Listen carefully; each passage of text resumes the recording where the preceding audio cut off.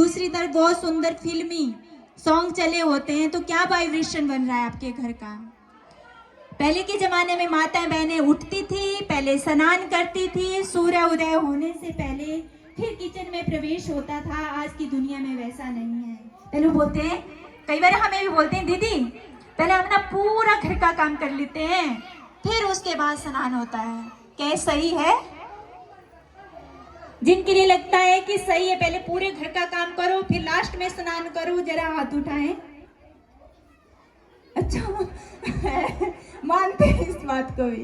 देखो, क्योंकि संस्कार से तो संस्कृति बनेगी, लेकिन अगर हम अपने बुजुर्गों को फॉलो करें तो सचमुच वैसे कहते कि नर ऐसी करनी करे जो श्री नारायण बने, नारी ऐसी करनी करे लक्ष्मी जैसी बने। तो कैसे बनेगी? हर कोई चाहता है कि हर बालक बालिका राधा कृष्ण जैसे हो, लक्ष्मी नारायण जैसे हो, लेकिन उसके लिए सबसे पहले हमें खुद को जानना होगा, मैं कौन, मेरा कौन, मैं किस लिए सृष्टि रंगमंच पर आई हूँ। तो जैसे इस चित्र में दिखाया कि हम जो है एक अजर अमर अविनाशी शक्ति आत्मा है, जो इस शरीर को चलाने वाली शक्ति है।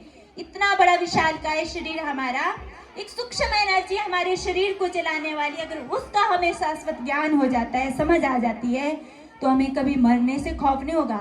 मरेंगे भी कैसे? शान से। ये नहीं कि किसी ने हमें डांटा और चले गए, हम फांसी लगाने या कुछ खा लिया। अरे भाई क्यों करें हम ऐसा? ये जीवन भगवान का दिया हुआ एक वरदान है। हमें तो तरस आता है, दया आती है कि ऐसा क्या हो गया जिस दुनिया में, क्यों ऐसा हो रहा है, क्यों नहीं हम बुजुर्गों के पास बैठ रहे हैं। आज सबके पास सुंदर सा फोन आ गया है, सारे बच्चे उसमें अंगेज है। एक छोटा बच्चा भी दूध पी रहा है, तो उसको देख के कहीं ना कहीं एक माँ की भी कमी है। उन बुजुर्गों के पास बैठो, दादा दादी के पास बैठो, उनसे सीखो कि वो हमें क्या सिखाना चाहते हैं। वो तब होगा जब हमें खुद की पहचान होगी कि हमें एक अजर अमर अविनाशी शक्ति, मुझे ना कोई मार सकता, ना काट सकता, ना जला सकता, ना उड़ा सकता, ना बहा सकता। आत्मा की 3 सूक्ष्म शक्तियों, मन, बुद्धि और संस्कार। कोई भी कुछ कर्म करता है सबसे पहले मन चलता है। आप सबका भी थॉट चल रहा होगा, दीदी थोड़ा और टाइम ले रही है। मन चला, बुद्धि निर्णय करेगी सही है कि गलत है, उससे क्या बनता है हमारा संस्कार। आज बात आती है अच्छे और बुरे संस्कारों की।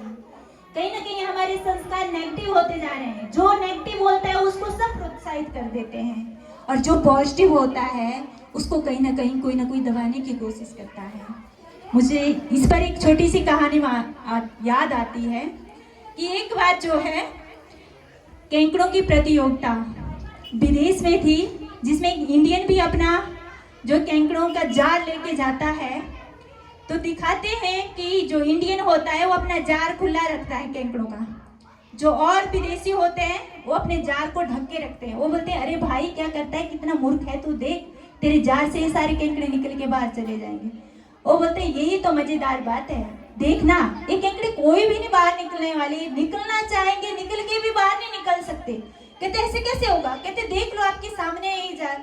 जब वो डब्बे को ध्यान से देखते हैं, ये केंकड़ा जो ही बाहर निकलने की कोशिश करता है तो दूसरा उसकी टांग खींच देता है, तीसरा ऊपर चढ़ने की कोशिश करता है, चौथा उसकी टांग खींच देता है। वैसे इस दुनिया में भी क्या होता है कि जब कोई अच्छा कार्य करना लगता है तो उसकी भी कोई ना कोई लेग पुलिंग करने वाला जरूर होता है। चाहे कोई स्वामी विवेकानंद है, चाहे महात्मा गांधी है, चाहे कोई भी महान गुरु है, महान नेता है, धर्म नेता है।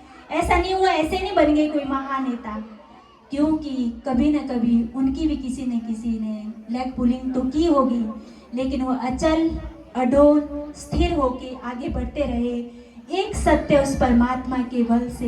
इसीलिए कहते हैं सत्यम शिवम सुंदरम, सत्य ही शिव है, शिव ही सुंदर है। वही परमात्मा सत्य है जो हम सब आत्माओं का पिता है।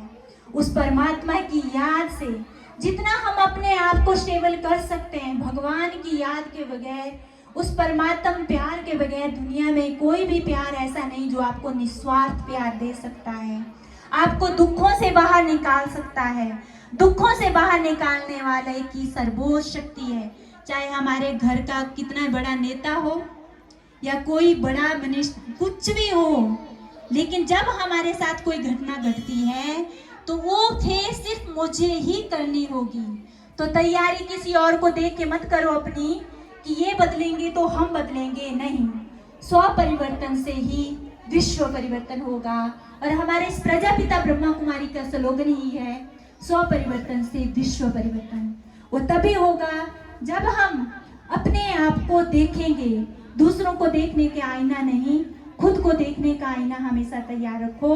और इसीलिए कहते हैं कि सोच को बदल दो तो सितारे बदल जाएंगे, नजर को बदल दो तो नजारे बदल जाएंगे।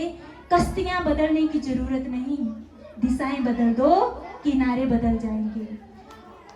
Thank you. ओम शांति।